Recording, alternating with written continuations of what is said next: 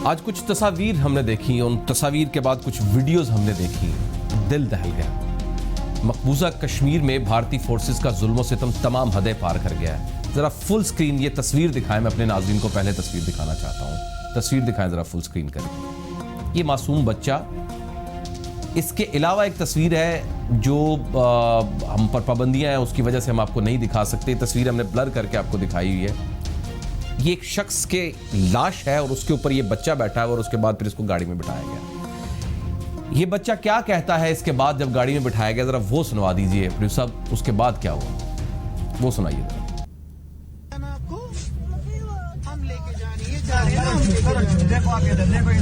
वो देखो आपके लिए बिस्किट भी लाया, चॉकलेट लाया, चॉकलेट हम उनके पास लेके जाएंगे।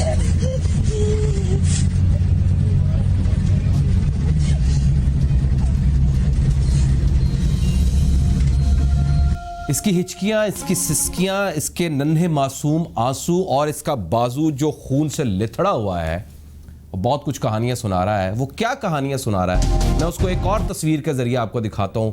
वो जरा तस्वीर दिखाइए जी, जो दोनों की ये तस्वीर आपको याद आ रही होगी। ये लेफ्ट साइड पर जो ये शामी बच्चा था, शाम का एक बच्चा जो बमबारी हुई और उसके बाद वो दब गया था। इसके ऊपर तो बहुत बातें हुई, होनी भी चाहिए। ये जो मासूम आज अपने नाना को याद करके, देखिए इसके बाजू खून से लिथड़े हुए हैं, बुरे भरे हुए हैं, इसके नाना का खून है। इसके बाद क्या करें? हुआ क्या है? हुआ यह है कि इस मासूम नवासे की आंखों के सामने उसका बुजुर्ग नाना, उसको गाड़ी से उतारा गया और इस सफाक भारतीय अफवाज ने गोली मारकर उसे शहीद कर दिया। 3 साला बच्चे की जो लाश थी वो उसके पास बैठा रो रहा है, फिर इस फौजियों ने उसकी लाश के ऊपर उसको बिठा दिया और उसके बाद फिर जब ये बच्चे की सिसकियां आपको सुनाई दी, बारामुल्ला जिला बारामुल्ला, उसके शहर सोपोर का इलाका मॉडल टाउन, वहां पर यह वाकया पेश आया। खून में लथपथ नाना की लाश के करीब रोते हुआ मासूम अयाद, उसको कौन बताए कि उसे गोद में उठाकर प्यार करने वाला उसका नाना बशीर अहमद, जो कॉन्ट्रैक्टर था, काम पर जा रहा था, दिल्ली से आया था, चेक पोस्ट पर रुका था, कॉम्बैट कहीं हुआ, इसके नाम पर भारत ने डाल दिया कि जनाब एक कॉम्बैट हुआ मुजाहिदीन के साथ या उनके बकौल किसी दहशतगर्दों के साथ हुआ और उन कॉम्बैट के अंदर इनको भी गोली लग गई। इनका बेटा जो बशीर है वो क्या कहता है वो मैं आपको सुनाता हूं। इनका जो बेटा है उसने क्या कहा वो सुनाएगा। ये सवेरे 6 बजे निकले थे, उसको सोपोर में काम चल रहा था, तो वहां से वो फायरिंग स्टार्ट हो गई, तो उन्होंने रिटेल में वापस सीआरपी ने फायरिंग की, उसको मार दिया। ये किस सिलसिले में जा रहे थे? ये अपने काम से जा रहे थे, तो सवेरे 6 बजे निकलेगा। घर में कोहराम बचा है। ये एक नहीं, सैकड़ों, हजारों, लाखों घर हैं। बुजुर्ग कश्मीरी की लाश और मासूम अयाद की सिसकियां दुनिया के मुंसिफों से मुजस्सम सवाल है। भारतीय फौजियों की सफाकियत के बाद ट्विटर पर सोपोर ट्रेंड करने लगा, कश्मीर ब्लीड्स के नाम से ट्रेंड करने लगा। लोग भारतीय बर्बरियत की मुजम्मत कर रहे हैं। सिर्फ यही नहीं हुआ है, काबिज फौज ने 2 नौजवानों को जिला राजौरी के इलाके केरी में सर्च ऑपरेशन के आड़ में शहीद कर दिया। इंटरनेट मोबाइल सर्विस बंद, जालिमाना कार्रवाई के खिलाफ कश्मीरियों ने एहतजाज किया। 3 रोज के साथ शोहदा, 7 तादाद होगी शोहदा की 3 दिनों के अंदर। कोरोना चल रहा है वहां पर। सिर्फ जून के महीनों में भारतीय फोर्सेस ने रियासती दहशतगर्दी में 2 लड़कों समेत 54 कश्मीरियों को कत्ल कर दिया है जून के अंदर। सिर्फ यही नहीं बल्कि जनाजों पर और पुरअमन एहतजाज पर भारतीय फोर्सेस की जानिब से फायरिंग, छरों, आंसू गैस की शैल इस्तेमाल करके कम से कम 29 अफराद को जख्मी कर दिया है। बुजुर्ग खातून समेत 82 अफराद को गिरफ्तार कर लिया है। बुजुर्ग खातून 567 बहासों और सर्च ऑपरेशन के दौरान 3 खवातीन का रेप कर दिया है। भारतीय फौज और पुलिस की जानिब से 1 माह के दौरान 1950 घरों को नुकसान पहुंचाया गया है। कई घरों में लूटमार की गई है। गुज़श्ता 6 महीने के दौरान बहासों और सर्च ऑपरेशन के दौरान भारतीय फोर्सेस ने 148 कश्मीरियों की जान ले ली है, मौत की नींद सुला दिया है उन्हें। इससे बड़ी बर्बरियत क्या होगी? वो तस्वीर चलाए 2 बच्चों की जो इकट्ठी है, वो तस्वीर चलाए। शायद पूरी दुनिया इसे देख सके। बात करते हैं इसके ऊपर। सैयद अली रजा साहब, चेयरमैन कश्मीर काउंसिल ब्रसल से मेरे साथ जुड़ रहे हैं। मलिक नदीम आबिद फीर है अक़वाम मुत्तहिदा में, वो वाशिंगटन से मेरे साथ जुड़ रहे हैं और उनसे बात करते हैं। दोनों ही अफराद कश्मीर कॉज के लिए बड़ी मेहनत करते हैं, रात दिन न सुबह देखते हैं रात देखते हैं। 24 घंटे एक ही कॉज है कि कश्मीर बनेगा पाकिस्तान, कश्मीर को आज़ाद किया जाए। आपसे बात करते हैं। सैयद अली रजा साहब, सबसे पहले मैं आपकी तरफ आता हूँ। हमने मुतादिद प्रोग्राम्स किए, ये जो आज वाक़या पेश आया है, ये क्या काफ़ी नहीं है ये इंसानी हुकूक की तंजीमों को झंझोड़ने के लिए? देखिए, सबसे पहले तो आपका बहुत शुक्रिया मुर्तज़ा साहब, आपने मौका दिया। देखिए, मकबूजा कश्मीर में 3 साल बच्चे के सामने सिक्योरिटी फोर्सेज ने जिस तरह उसके वालिद का बेईमाना कत्ल किया है, कोल्ड ब्लडेड कत्ल किया है, इसने हिंदुस्तान की नाम नहाद जमहूरियत की कली उतार दी है। हिंदुस्तानी मौजूदा नंगी फस्तायत माजी के तमाम रिकॉर्ड तोड़ रही है। जिस तरह मोदी अमित शाह हुकूमत इंतखाब पसंदों की पुष्टपनाही कर रही है और कश्मीरियों को बर्बरियत का निशाना बना रही है, विजिलेंटीज अस्करी रियासती अदारों की मदद से मासूम कश्मीरियों का कत्ल कर रहे हैं। लेकिन अगर हिंदुस्तान ये समझता है कि वो इस रियासती दहशतगर्दी के पीछे छुप के कश्मीरियों के दिल से आज़ादी की तमन्ना ख़त्म कर देगा, वो कभी नहीं कर सकते। और वो इतनी शिद्दत से, जो कश्मीरी कौम है वो इतनी शिद्दत से मज़ामत करते रहेंगे। और 70 साल से कश्मीरियों का आज़म नहीं टूटा और अब भी नहीं टूटेगा। हम भी अपने कश्मीरी बहन भाइयों के साथ नहीं छोड़ेंगे और बैरूनी दुनिया को पावर कराते रहेंगे कि हिंदुस्तान की जमहूरियत एक शर्मिंदगी के सिवा कुछ नहीं। जिस तरीके से इससे पहले भी अभी 1 हफ्ता पहले आपको पता है कि एक बच्चे को 8 साल बच्चे को शहीद किया गया, और आपने जिस तरह नाम लिए बहुत सारी मेरे पास आज रिपोर्ट आई है JKCCS की, जो कश्मीर मकबूजा कश्मीर में श्रीनगर बेस्ड ऑर्गेनाइजेशन है उसकी तरफ से। ये 1 जनवरी से 30 जून तक की रिपोर्ट है, आज ही उन्होंने इसको पब्लिश किया है। जी जी। इस रिपोर्ट को अगर आप देखें तो इसमें 229 किलिंग्स हुई हैं 1 जनवरी से इस वक्त तक। ओह गॉड, ओह। देखिए, और जो प्रॉपर्टीज डैमेज हुई हैं, 54 प्रॉपर्टीज को डैमेज किया गया है। इसके अलावा जो चिल्ड्रन और वुमेन जो हैं उनके साथ जो जुल्म हो रहा है, इसके अलावा बाकी सारी उन्होंने डिटेल में आपको भेजता हूँ ये सारी रिपोर्ट। ये देखिए, इससे पहले आपको पता है कि यूनाइटेड नेशन की जो ह्यूमन राइट्स काउंसिल है उनकी 2018 की रिपोर्ट आई, फिर 2019 की रिपोर्ट आई, उसके बाद यूरोपियन पार्लियामेंट के अंदर जो है वो डिबेट हुई, इस पर रेजोल्यूशन आया।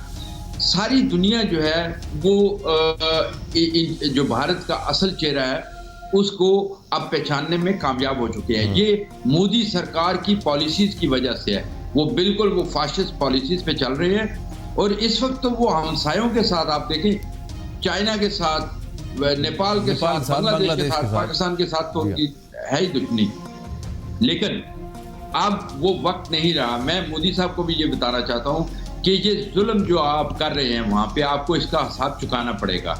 हर उस जालिम को जो इस जुल्म में शरीक है उसको एक दिन इस अपने जुराइम का हिसाब देना पड़ेगा, उनको अदालतों का सामना करना पड़ेगा, और इंशाल्लाह कश्मीर ट्रिब्यूनल बनेगा जिसमें इन सब मुजरमों को लाया जाएगा। अब भी वक्त है कि वो कश्मीरियों की जो एस्पिरेशन है, जो उनके अपने बुनियादी हक के लिए पुरअमन जदोजहद कर रहे हैं, और उनकी पुरअमन जदोजहद को भी ये मोदी सरकार जो है वो ताकत के बलबूते पर खत्म करना चाहती है। ये कभी नहीं कर सकते। बिल्कुल कश्मीरी तो सर, बतौर कश्मीर काउंसिल चेयरमैन आपने बहुत आवाज उठाई, बड़ा काम किया, इसमें कोई शक नहीं है। अभी यूरोपियन पार्लियामेंट में आपने जिस तरह से काम किया, इसमें बहुत सारे लोगों का काम है, लेकिन बहुत प्रोमिनेंट है आपका काम, आपने बहुत। अब ये जो तस्वीर हम देखते हैं, इससे तो हमारी चीखें निकल गई। मेरी बहुत सारे मुतादिद जो दोस्त अहबाब हैं मुख्तलिफ मुल्कों में, वो रो पड़े हैं कि यार ये तो ये तस्वीर, ये जो तस्वीर है, ये जो मनाजिर है, ये जो वाकया पेश आया है, इसको किस तरह से हम इंटरनेशनली रिपोर्ट कर सकते हैं? उस पर कश्मीर काउंसिल क्या करने वाली है? पे हमने आपको याद होगा टर्किश एक बच्चा रिफ्यूजी जिसकी लाश उस एक समुद्र के साहिल पे पड़ी थी, उसने पूरी दुनिया का और खासकर यूरोप का जो माइंडसेट था, लोगों की जो सोच थी, उसको बदल के रख दिया था। ये जो आज का वाक़या कि जो एक छोटा सा बच्चा उसके अपने नाना और या दादा के लाश पे बैठा हुआ है। उसके बाद आपने फुटेज देखी होगी कि जो इंडियन सिक्योरिटी फोर्सेस है वो लाश के ऊपर से चल रहे हैं उसको उसकी बेरहमती कर रहे हैं। और वो शख्स जो है वो सुबह बैंक में गए थे पैसे लेने के लिए या जो भी बैंक में काम था, वो बच्चे को साथ ले गए, उनको गाड़ी से उतार के उनको शहीद किया गया है। देखिए ये जुल्म जो है ना, ये जो तस्वीर आज उनकी आई है जो मीडिया पे आ रही है, ये इंशाल्लाह दुनिया की जो उनकी आंखों से पर्दा उतारने के लिए काफी होगी। शाह साहब एक मिनट रुकिएगा। मलिक साहब, मैं आपसे कोई सवाल नहीं करता, आप समझते हैं, मैंने आपको रोते हुए देखा है, इन मासूमों के लिए धाड़े मार के रोते हुए देखा है, फोरम्स पर रोते हुए देखा है। इंसान इतनी जगहों पर, मैच्योर जगहों पर जहां डिबेट करनी होती है, वहां पर जब दिल शिकस्ता हो जाए, इसका मतलब है कि दुख भरा हुआ है अंदर। अब इसके बाद बाकी क्या बचा है सर? यूएन में कब तक ये चीजें प्रोवोक नहीं होंगी? कब तक ये चलता रहेगा? इधर क्या हो रहा है, यूएन के अंदर क्या हो रहा है सर? देखिए जी, मैं पहले तो आपको सलाम, आपके और आपके व्यूअर्स को सलाम अर्ज करता हूं। मैं सिर्फ एक जुमले में आपका जवाब दूंगा। आज मैं जवाब देने के काबिल नहीं हूं। मैं अपने कश्मीरी बहनों भाइयों को आपके थ्रू एक पैगाम देना चाहता हूं कि मैं शर्मिंदा हूं। अल्लाह, ये जो आज जो हम वीडियोस और तस्वीरें देख रहे हैं, मैं कुछ नहीं कह सकता, मैं स्पीचलेस हूं। मेरे अल्फाज, मेरी जुबान, मेरा दिमाग मेरा साथ नहीं दे रहा। मैं सिर्फ ये कहूंगा कि मैं शर्मिंदा हूं। ऐ मेरी कश्मीर की धरती, ऐ मेरे कश्मीरियों, माओ, बहनों, बेटों, भाइयों, मैं शर्मिंदा हूं। मैं कुछ नहीं कह सकता। क्या सवाल करूं इसके आगे सर? हिम्मत को बनाना पड़ता है। I can understand sir, I can understand. आप दोनों तो बिलोंग करते हैं कश्मीर से, वो फील, हमें इतनी तकलीफ है, हम दूर रहते हैं, हम एक ही मुल्क के वासी हैं, दूर रहते हैं, लेकिन वो जो पेन आप फील कर रहे हैं वो मेरी इतनी बर्दाश्त से बाहर है। तो आप क्या करते होंगे? लेकिन सर एक सवाल का जरूर जवाब दीजिए हिम्मत करके, रास्ते क्या है? अब क्या करें? अब और क्या रास्ते हैं हमारे पास? देखिए, दो चीजें मैं अर्ज करूं। जिस तरह शाह साहब माशाल्लाह बहुत हिम्मत के साथ, बहुत जज्बे के साथ यूरोपियन पार्लियामेंट में और यूरोप में एफर्ट्स कर रहे हैं, अल्लाह ताला उनकी मेहनतों को, उनकी एफर्ट्स को कबूलियत बख्शे और हमारे कश्मीरी भाइयों बहनों के मसाइल को ख़त्म करे। थोड़ी बहुत हम भी यहाँ पे कोशिश कर रहे हैं जी। यूनाइटेड नेशंस इस वक्त कल रात तक कंप्लीट 100% बंद थी। ठीक, आज अभी मैंने सुबह से, सच्ची बात है, कोई उनकी प्रेस रिलीज अभी तक नहीं देखी कि वो फॉर्मल उनकी जो कॉन्फ्रेंसेस और मीटिंग्स शुरू हुई हैं कि नहीं। अगर नहीं भी हुई तो ये जो वीडियोस आपने और तस्वीर आपने दिखाई हैं, ये मैं एक वादा आपसे करता हूं, और ये एक वादा मैं अपने कश्मीरी बहनों भाइयों से वैली में करता हूं कि ये दुनिया के हर सफीर तक ये तस्वीरें जाएंगी। ये दुनिया के हर सफीर तक ये वीडियोस जाएंगे। मेहनतों को, उनकी एफर्ट्स को किया जाएगा, कबूलियत बख्शे। और करने वाली हमारे अल्लाह की जात है। आप दुआ कीजिए, हम भी दुआ करें। शाह साहब से भी दरख्वास्त है कि उनकी एफर्ट्स और उनकी जितनी तमाम कोशिशें हैं उसके बाद दरख्वास्त भी कीजिए, दुआ भी कीजिए। जिस रब ने कुन फयकून कह के ये सारी कायनात तख्लीक की थी, वो एक कुन कहेगा तो कई कश्मीर आज़ाद हो जाएंगे। लेकिन हम इंशाल्लाह अपनी कॉन्टिन्यूड एफर्ट का वादा करते हैं अपने कश्मीरियों से, अपने भाइयों से, बहनों से। मैंने अभी पाकिस्तान क्या कर सकता है सर? पाकिस्तान क्या कर सकता है इसके ऊपर?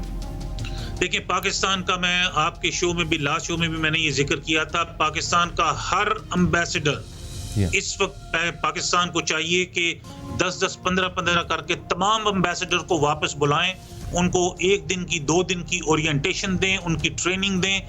24 घंटे पाकिस्तान की हर एम्बेसी इन वीडियोस को, इन तस्वीरों को खुद भी शेयर करे, अपनी वो जिन कंट्रीज में वो रिप्रेजेंट करते हैं, लोकल एनजीओस के साथ भी शेयर करे, और पाकिस्तानी कम्युनिटी जो उस कंट्रीज में रहती है वो भी इसको एक हाइप क्रिएट करें। देखें, जिस वक्त जब आपने बिल्कुल बजा फरमाया, एक शामी बच्चा और एक जो स्पेनिश बच्चा जिसकी लाश, और जिस तरह शाह साहब ने भी फरमाया, एक टर्किश बच्चा जिसकी लाश बीच के ऊपर पाई गई, उसने, उस एक तस्वीर ने कई 100 साल की तहरीकों से ज्यादा काम किया। ये वीडियोस इस बच्चे की कुर्बानी रायगा ना जाए, उसके नाना की कुर्बानी रायगा ना जाए। पाकिस्तान को तमाम अपनी डिप्लोमेटिक एफर्ट्स सस्पेंड कर देनी चाहिए। सर ये मुझसे सवाल नहीं हो पा रहा है और वक्त भी ख़त्म हो रहा है प्रोग्राम का। मैं चाहता हूं कि मैं एक दिन और इसके ऊपर प्रोग्राम करूं, मज़ीद डिटेल में बात करूं, खुल के बात नहीं हो सकी। अब से